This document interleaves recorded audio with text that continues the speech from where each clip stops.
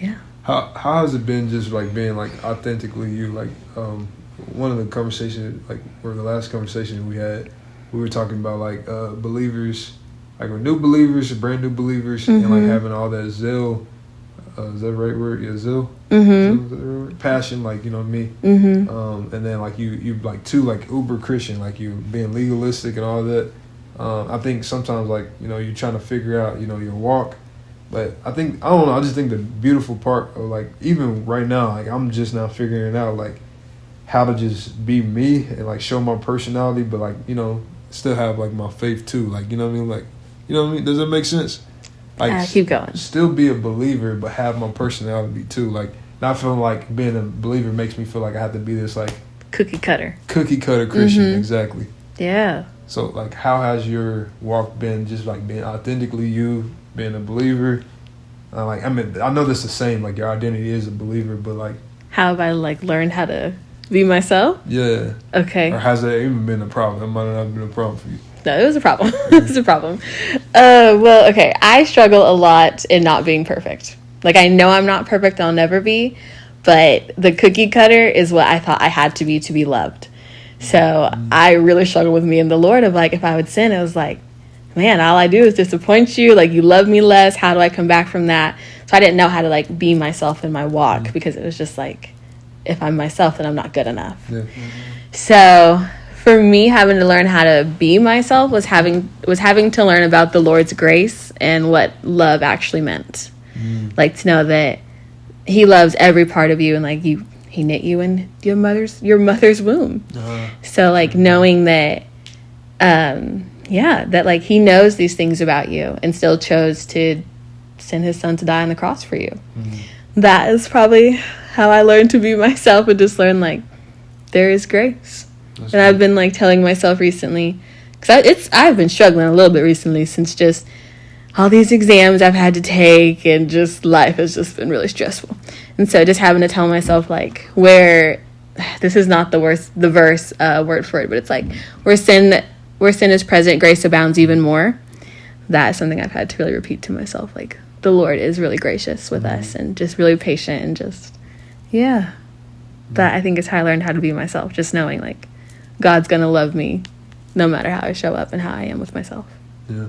I know for like, at least for me, that's what I'm saying. I feel like I'm really like in a becoming type of place or whatever. Like, where I really thought, no, that's not true. Okay, so this is another transparent moment. I need to stop doing them disclaimers just to say, like, why you keep, this is transparent. But truthfully, because like when I was talking to, I'll never talk to you about this ever. Yeah, I'll talk to you about like kind of why I like joined the frat, right?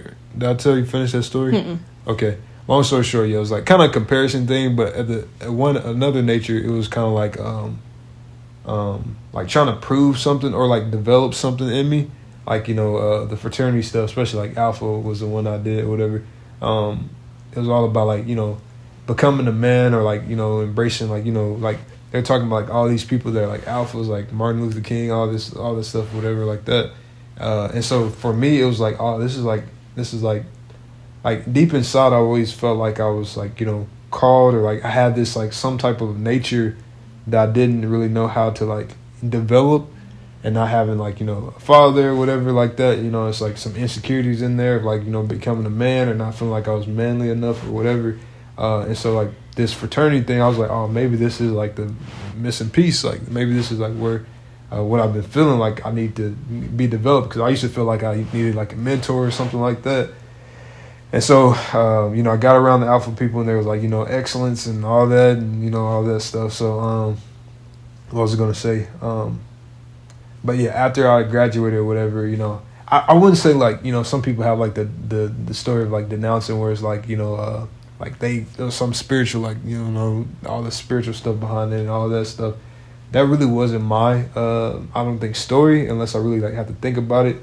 I think for me, it was a lot about identity. And like, I never like, I feel like made that an idol or anything like that. But I think it was like showing me how I've like tried to run to other things to like fix the way I feel like, you know, I need to be developed, like, you know, in my manhood and stuff like that. And so I think really, like, in that time, like I was saying, I was in Shawnee and stuff and fasting and stuff.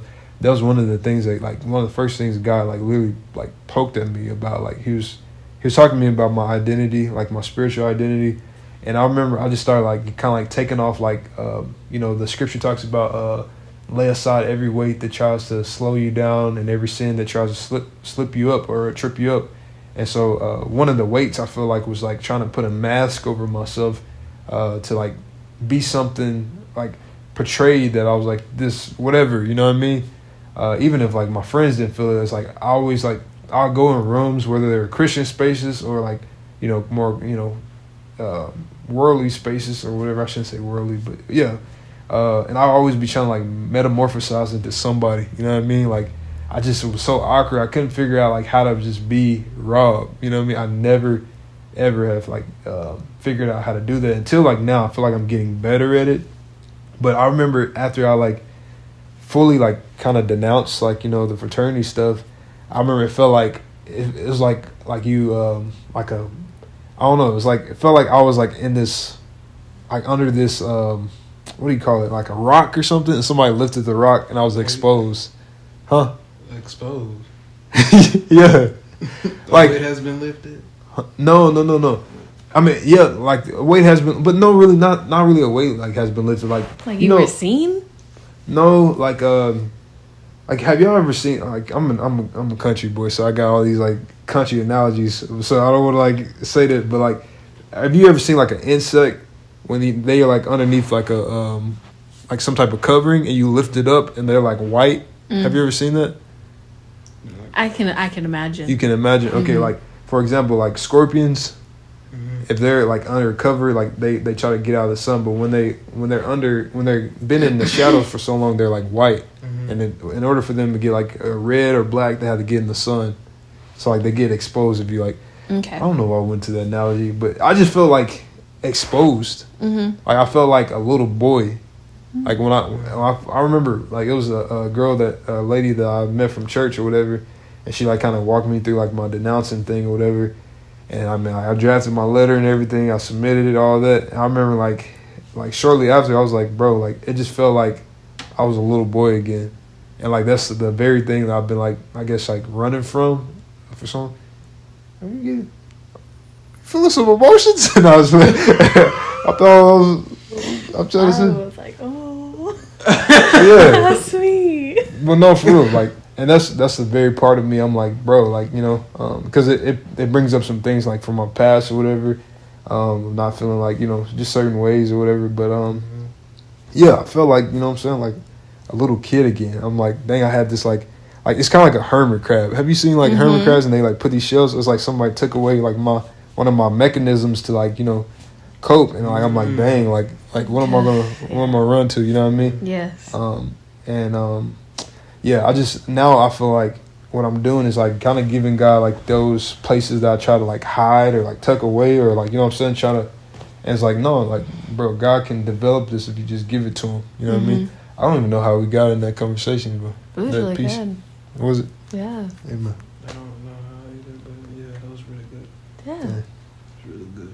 But yeah, maybe this is part of it, just feeling stuck. It's like, you know, I guess just diving deep into, like, you know, those hard things, whatever. Those details you feel.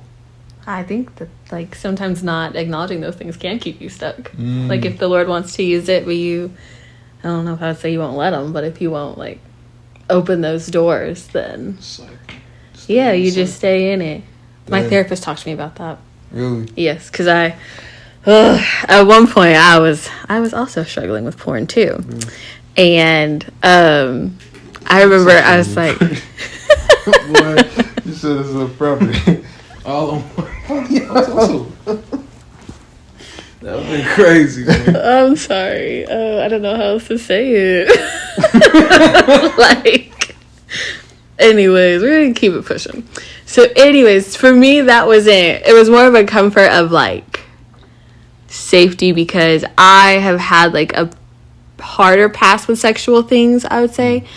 And so that was just, like, for me, it was control. Like, oh, this is the one area I can control of my life. Like, God, you can have everything else, but, like, I need to have control of something.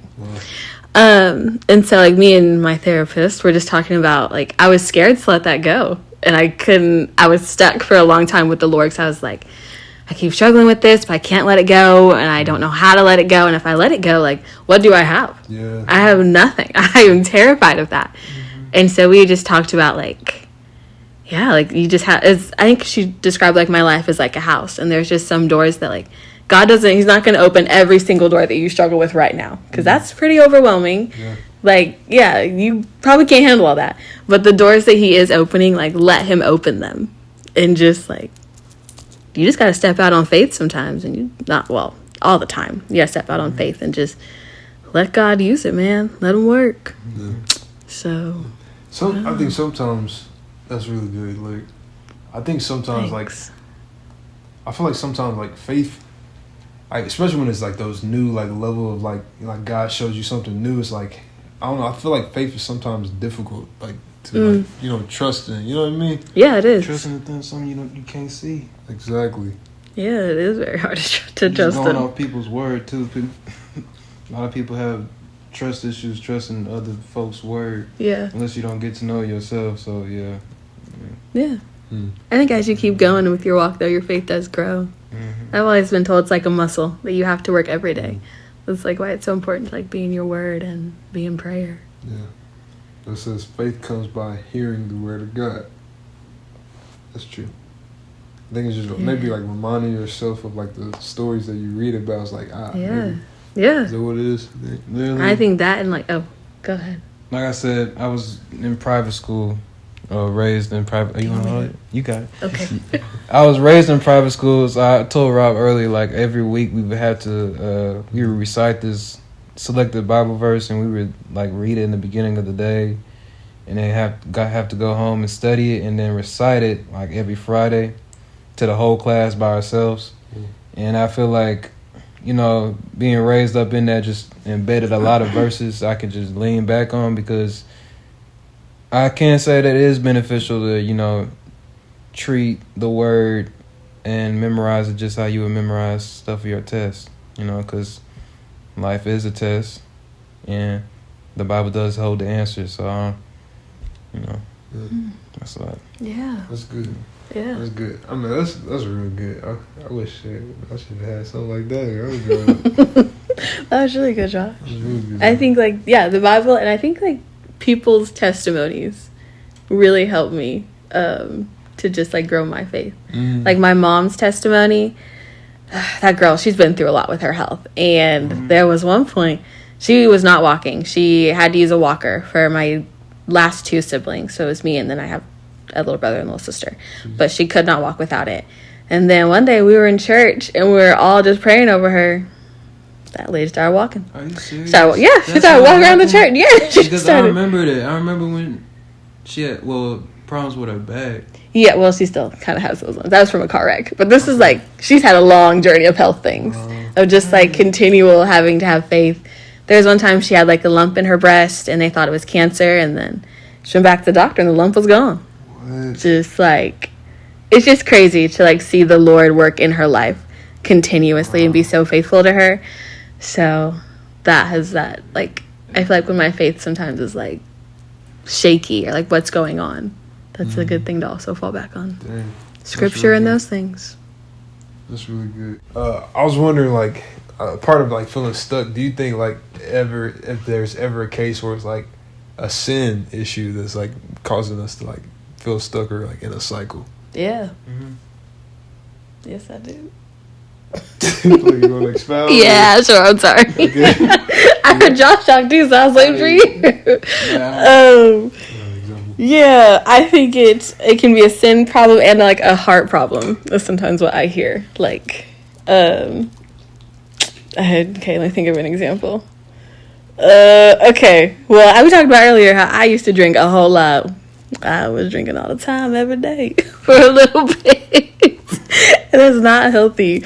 But the drinking, like, getting drunk, that was a sin, but it was deeper than that for me. It was that I just didn't want to feel anything. Like, my heart was very hard towards God.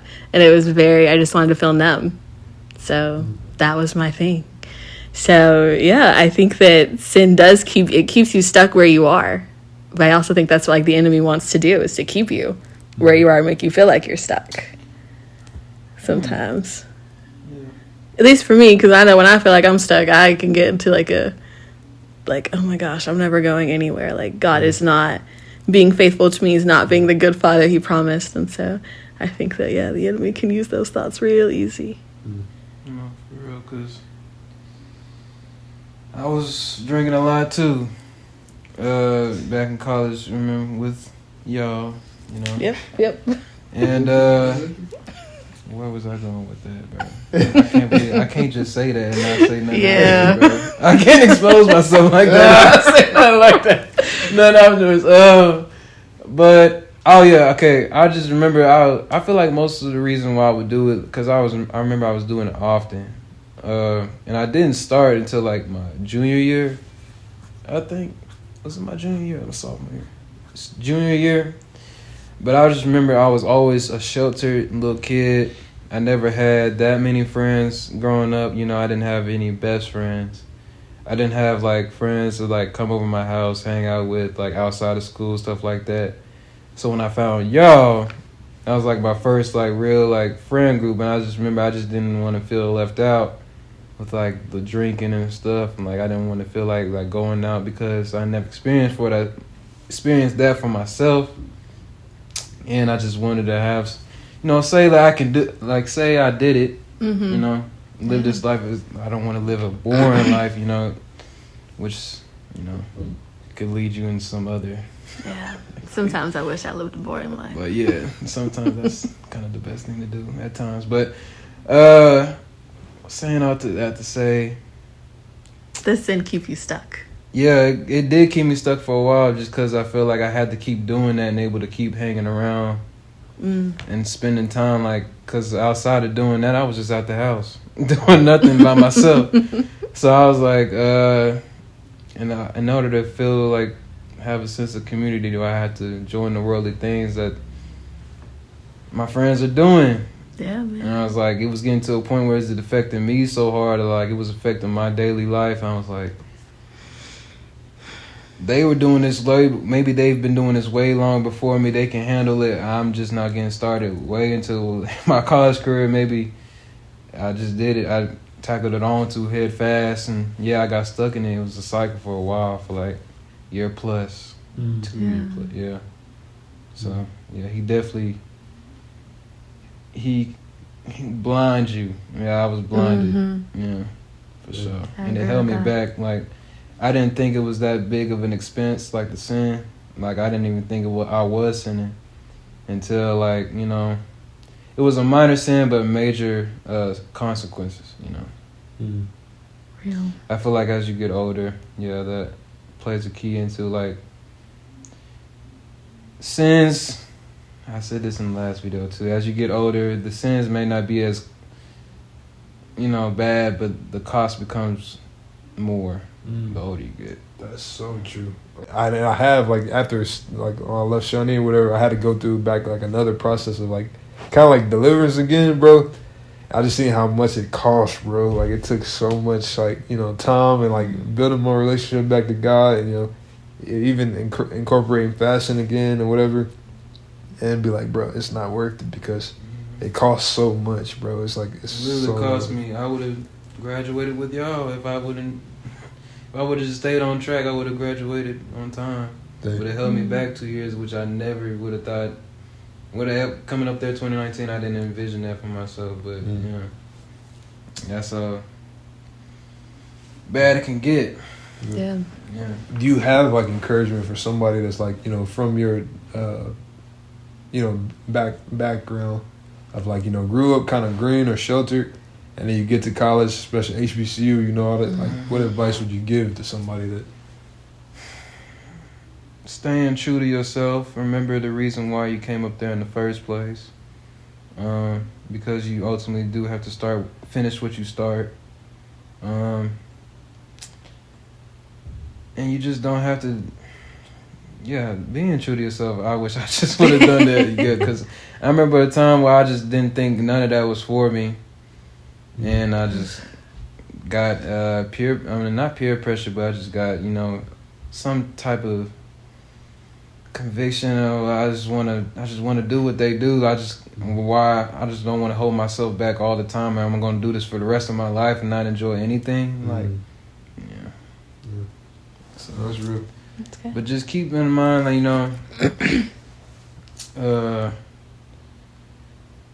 it's a verse somewhere in the Bible: the trials that you go through now, the outcome will be greater. Is it the one like it's like the struggles you go through now cannot compare to the glory that shall be Yeah. revealed. Yeah. That's Romans 8. That's a good one. Man, Paul that the was sufferings of this present time are not And worthy. who do you really see benefiting too. from the degrees? The people who stayed in the rooms and took their degree seriously. Yeah, And man. it wasn't outside all the time. And if there was, they knew how to balance it well. That's good. Yeah. That's true, man. That's true. I think a lot of times, like when I was growing up, I would see my brothers and older cousins, like they would be drinking and stuff like that. And so that was another thing, like my background where I wasn't like, like just so apt to like drink or whatever, even though I eventually did, was like seeing them. I was like, bro, not that their life was just terrible. I just seen the result of it. I'm like, bro, like that's so stupid. You know what I mean? So when I got to college, it really wasn't hard for me, like say no to alcohol or going to parties and nothing like that. I'm like, bro, I seen where that, leads you. And then at the same time, I still had that like feeling. It's like, bro, like I'm in my senior year almost. I'm like, I ain't did nothing. Like I'm in my room. So yeah, how do you deal with that? Like, I guess temptation of like, dang, like I don't want to just like live a boring life or have a boring college experience. Like, how does somebody like at least have fun, but like stay true? I think there's a different definition of fun and boring. Right. Like, I think the world's fun and boring is going to a party, getting drunk, doing all those things. Like, that's the fun college experience. But my senior year, did I stop? Yeah, I stopped a little bit. Like, the second half of my senior year, I was not up in there. And I loved it. It was very fun for me, but it wasn't the same as, like, drinking and smoking. I wasn't doing all those things, making it fun, but it was more like just having a good community. I just had life-giving community for me. Life-giving, that's key. Yeah, and that was amazing. I loved, like, Stillwater, it's not far from Langston, but it's not super close in my opinion. Yeah. But it's like, when you have a good community, I was willing to drive all the time. I'll drive every day to come see y'all.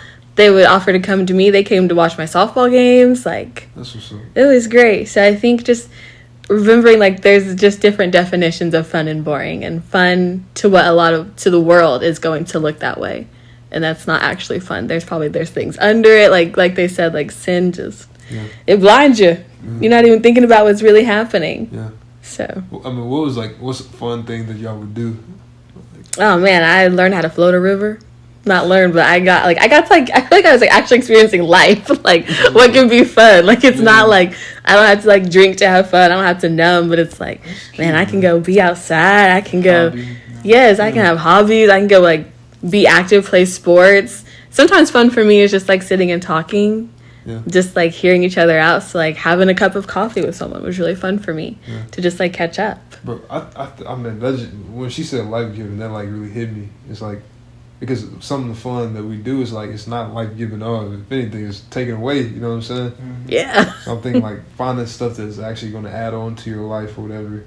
I think like at Langston or whatever. I don't know. Was it hard to do? I just don't think I've ever heard that like finding stuff that's like fun is like something that's going to be like life giving. That's, to me, that's key. Like that just hit me. That was something I always pray when I go meet people to have a life-giving conversation. Like, yeah. That's dope, man. Yeah. I like that. Thank you. Yeah, because you can just tell when it's life-giving versus when it's not, in my opinion. Man, that's wisdom, man. Like I'm just saying, like now I'm like, bro, like just looking at the opportunities that are in front of you. It's like, hey, is this gonna add life, or like am I gonna regret this? Right. Like, it's gonna take It's away. gonna take me away from the Lord. Probably shouldn't be doing it.